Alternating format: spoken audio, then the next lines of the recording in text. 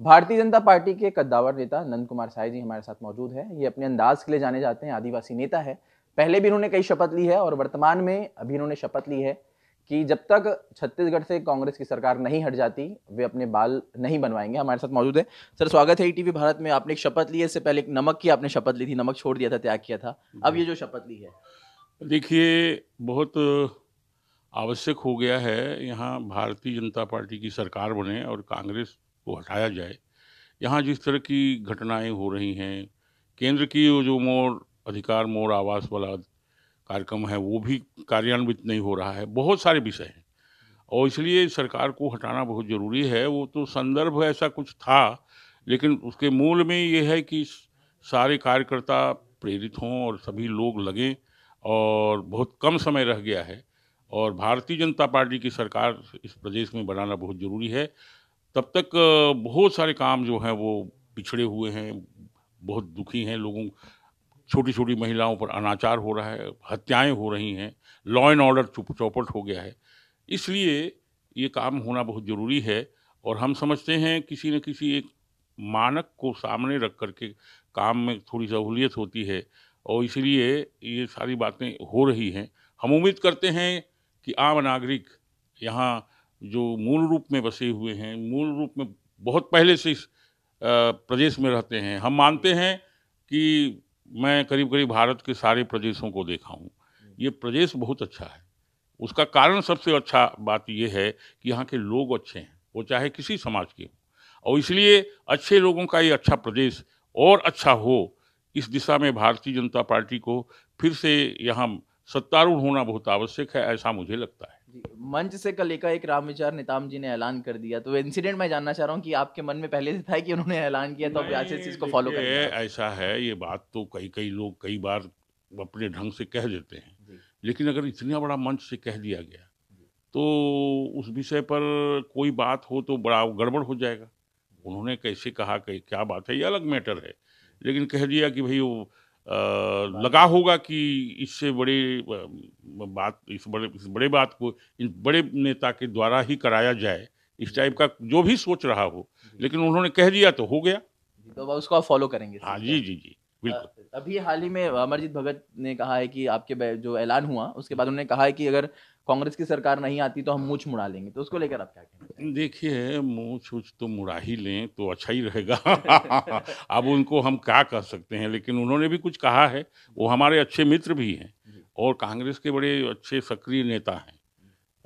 हम सब लोग मित्र हैं, आपस में बातें इस तरह की होती रहती हैं। उन्होंने भी कुछ कहा है, तो वो सोच समझ के कहा होगा।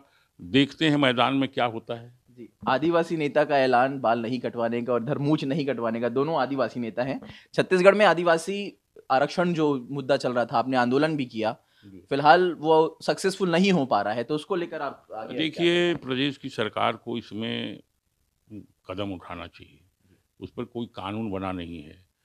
ऐसे ही कोई अगर कह दे, कहीं गवर्नर के यहाँ भी कुछ दिन तक पड़ा रहा, कुछ और बातें थी, ये बहुत बड़ा मैटर हो गया है। जी। अब इसलिए प्रदेश की सरकार को इसमें सक्रिय होना चाहिए, जो विधि है, कानून है, उसके हिसाब से उनको कदम उठाना चाहिए। साय जी, एक सवाल ये भी आ रहा है कि लगातार अनुसुईया उइके जी जब थी यहाँ पर, तो उनसे भी अब बयानबाजी चलती रही। अभी अब राज्यपाल चेंज हो गए हैं, तो भारतीय जनता पार्टी के लोग क्यों नहीं ऐसा बोल रहे हैं कि इस पे विचार किया जाए, या हस्ताक्षर हो चुके हैं, हस्ताक्षर नहीं हो पा रहे राज्यपाल के पास से? देखिए, इस पर मैं बहुत ज़्यादा मेरी जानकारी में नहीं है। जी, मैं थोड़ी इसकी जानकारी लेता हूँ और आगे क्या हो सकता है, कानून क्या कहता है, संविधान में प्रावधान क्या है, ये सारी बातें जो उनके जानकार हैं, उन लोगों से भी राय लेकर के आखिर में इसको किस दिशा में आगे बढ़ना चाहिए, कौन इस पर स्टेप पहले लेगा, किसकी ज़िम्मेदारी है, ये सारी बातों को जानकारी में लेकर के फिर आगे देखते हैं कि वो कैसा किया जा सकता है। ये बहुत बड़ी बातें आपने कही हैं, ये बड़ा विषय है कि अगर ऐसा कुछ नहीं किया गया तो ये आरक्षण तो एक तरह से खटाई में है, बहुत संकट में है। इसलिए इसको कैसे किया जाए, इसके जो जानकार हैं, जो विषय को समझते हैं, संविधान का प्रावधान क्या है, गवर्नमेंट की इसमें क्या भूमिका हो सकती है, ये सारी बातों की जानकारी लेकर के इसको कैसे किया जाएगा, ये हम सोचते हैं कि इस विषय में विचार करने की आवश्यकता है। एक आखिरी सवाल साई जी, जिस तरह से अभी स्थिति है, आने वाले 8 महीने बाद चुनाव होंगे, जी। तो चुनाव की तैयारी किस तरह से, जो कि बिगुल तो फूँक चुका है, आप लोग ने कर लिया भाजपा ने। क्या लग रहा है आने वाले दिनों में कितने सीटों से आप लोग आएँगे? क्या चीज़ें ज़मीनी स्तर पर नज़र आती हैं? देखिए, इस समय जो प्रदेश की स्थिति है, वो भारतीय जनता पार्टी को अग्रेसिव होना पड़ेगा। कांग्रेस तो सत्ता में है, पावर में है, उनके पास सारी सुविधाएँ हैं। लेकिन अपोजिशन का तो केवल मैदान ही उनके लिए एकमात्र सुविधा उपलब्ध है। इसलिए वहाँ प्रत्येक कार्यकर्ता सक्रिय हो, अलग-अलग क्षेत्रों में लोग लगें और पार्टी को, संगठन को इस दिशा में और अधिक सक्रियता से आगे आना पड़ेगा। इस दिशा में हम सब लोग बैठ कर के विचार कर रहे हैं। अलग-अलग दिशाओं में, अलग-अलग क्षेत्रों में कुछ कार्यकर्ताओं को लगाया जाना चाहिए, जो 24 घंटे इस काम में लगें। सीट का अंतर मैं पूछ रहा हूँ कि सीट क्या लग रहा है, उम्मीद क्या लग रही है? क्योंकि नहीं, अभी जो सीट 71 की देखिए, सीट कांग्रेस की, आप लोग की 14 है, तो उसमें आप लोग अब क्या करेंगे? कितनी सीट आ जाएगी आप लोगों की? हम समझते हैं कि बहुत सुविधाजनक सरकार बनेगी और अच्छी सीटें आएँगी। एकदम से कोई गणना, कोई सीट का करना तो मुमकिन नहीं है, संभव नहीं है। लेकिन हम उम्मीद करते हैं, एक अच्छी स्थिति में सरकार बनेगी।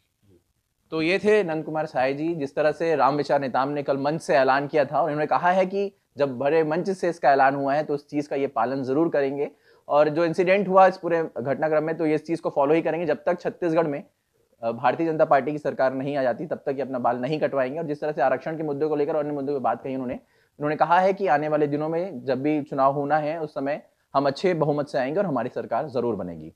सिद्धार्थ श्रीवासन, ईटीवी भारत, रायपुर।